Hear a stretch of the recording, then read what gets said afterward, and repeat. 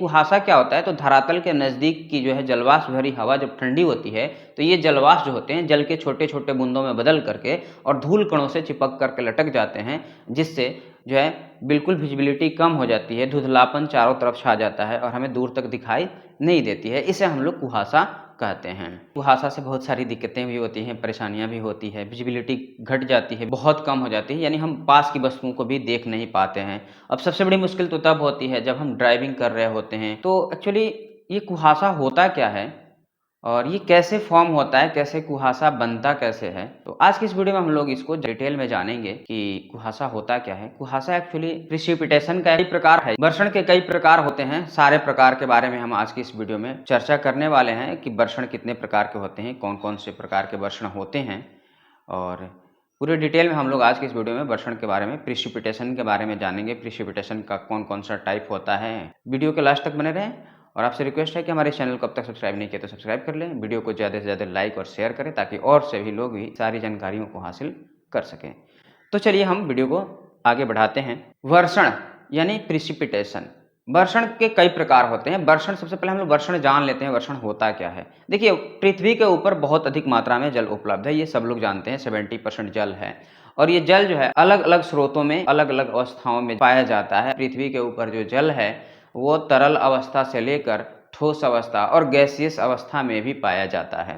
पृथ्वी के ऊपर मौजूद तरल अवस्था में जो जल पाया जाता है उसे हम लोग पानी या जल कहते हैं। वहीं धरातल के ऊपर जो जल होता है वह अगर ठोस अवस्था में पाया जाता है उसे हम लोग बर्फ या स्नो कहते हैं।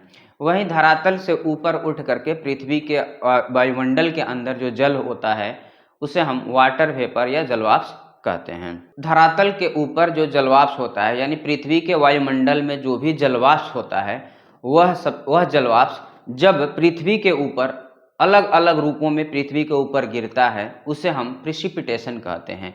यानी पृथ्वी के वायुमंडल में उपस्थित जल का अलग अलग रूपों में धरातल के ऊपर गिरना वर्षण कहलाता है। इंग्लिश में इसे प्रिसिपिटेशन कहते हैं। तो वर्षण के एक प्रकार में सबसे जो फेमस जो है प्रकार है या सबसे ज़्यादा चर्चित प्रकार है, या जिससे प्रिसिपिटेशन के जिस रूप के द्वारा सबसे अधिक मात्रा में वायुमंडल का जल धरातल पे आता है उसे हम वर्षा कहते हैं। और वर्षा के बारे में आपको बताने की जरूरत नहीं है, आप जानते हैं। वर्षा भी 3 तरह की होती है। पहली वर्षा चक्रवातीय वर्षा होती है, जब बारिश जो है किसी चक्रवात की वजह से धरातल पे उपस्थित सागर महासागर का जल ऊपर उठता है और वो फिर जो है ठंडा होकर के जलवाष्प जो है जल की छोटे छोटे बूंदों में बदल जाता है, जिसे संघनन कहते हैं। और संघनित कण आकाश में तैरते रहते हैं, यही संघनित कण बादल कहलाते हैं। और फिर ये जब बादल बरसता है तो इस तरह की वर्षा को हम लोग चक्रवाती वर्षा कहते हैं। वर्षा का दूसरा प्रकार होता है ओरोग्राफिक रेन, यानी इसे पर्वतीय वर्षा कहा जाता है। पर्वतीय वर्षा भी एक्चुअली बादल का पर्वतों के सहारे ऊपर उठ करके ठंडा होने के बाद बरसना, ये जो है पर्वतीय वर्षा कहलाती है।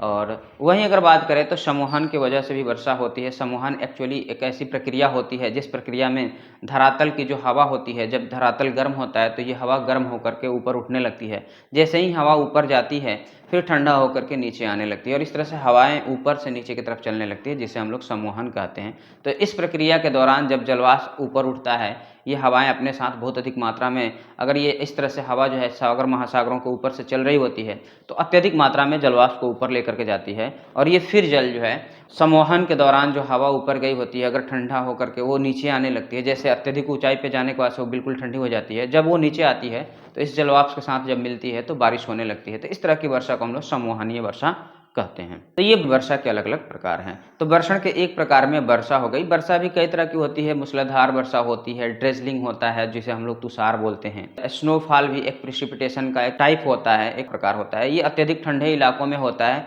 जब टेम्परेचर माइनस में चला जाता है, बहुत कम हो जाता है, तो वहाँ वर्षा जो है पानी के रूप में न होकर के स्नो के रूप में वर्षा होने लगती है, जिसे हम लोग स्नोफॉल कहते हैं। आप बहुत सारे मूवीज़ वगैरह में देखे होंगे या फिर आप शिमला मनाली वगैरह गए होंगे तो आप वहाँ पर इस तरह के जो है स्नोफॉल का मज़ा लिए होंगे। बड़ा खूबसूरत होता है ये स्नोफॉल। ओस जो है, ओस भी एक वर्षण का प्रकार होता है। ओस में ही भी क्या होता है कि वायुमंडल के संपर्क की जो हवा होती है वो छोटे छोटे बूंद में बदल करके और ठंडी चीज़ों पे, खासकर घास उस पे इकट्ठा हो जाती है और इस तरह से उसे हम ओस कहते हैं। ये भी एक प्रिसिपिटेशन का एक प्रकार होता है। बात हम लोग कुहासा की कर रहे थे, तो कुहासा एक्चुअली होता क्या है। देखिए, वायुमंडल के अंदर जो भी जलवाष्प है वो ठंडी के दिनों में ठंडा हो जाता है, धरातल के समीप का, बहुत ऊंचाई का नहीं, बिकॉज हमारी धरती बहुत ज़्यादा ठंड हो जाती है और धरती के ठंडा होने की वजह से धरती के संपर्क की जो हवा होती है वो पहले ठंडा हो जाती है। तो जो धरती के संपर्क की हवा होगी वो ज़्यादा ठंडी होगी, ऊपर की हवा थोड़ी गर्म होगी। तो ये जो कुछ भी होता है वो धरती के नज़दीक वाले एटमॉस्फेयर के अंदर होता है।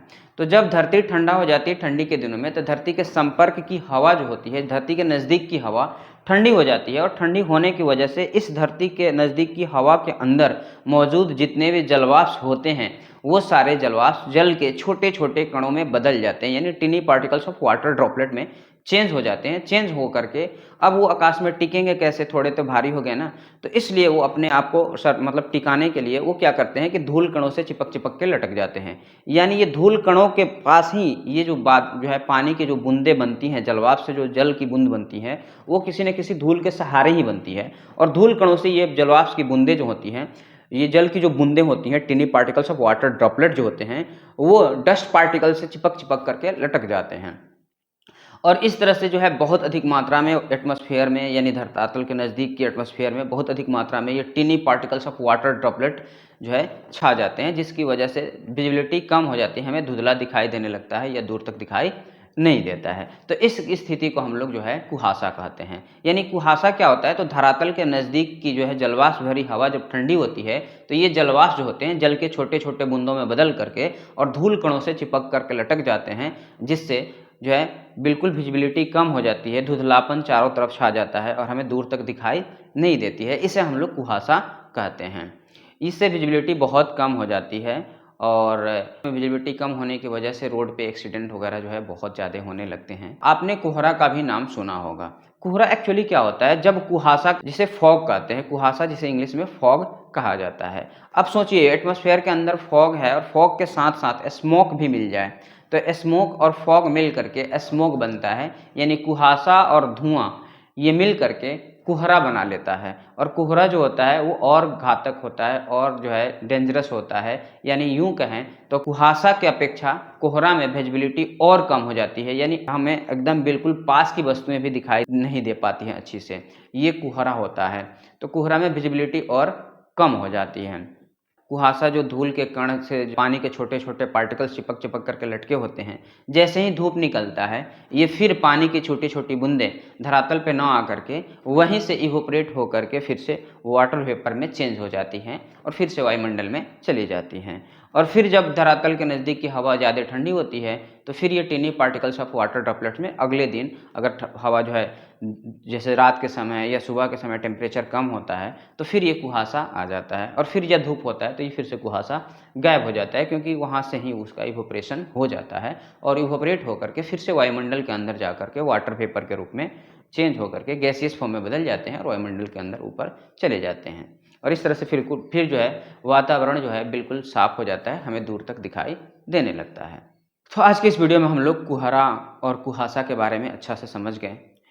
उम्मीद करते हैं कि आपको समझ में आ गया होगा, आपको वीडियो अच्छा भी लगा होगा। अगर आपको ये वीडियो अच्छा लगा और आप हमारे इस चैनल पर नए हैं, अब तक हमारे इस चैनल को सब्सक्राइब नहीं किए हैं, तो आपसे रिक्वेस्ट है कि आप हमारे इस चैनल को सब्सक्राइब करें। और वीडियो अगर आपको अच्छा लगा तो वीडियो को लाइक तो बनता है, लाइक करें, शेयर करें। मिलते हैं नेक्स्ट वीडियो में इसी तरह के कोई इंपॉर्टेंट सा टॉपिक लेकर के। तब तक के लिए नमस्कार।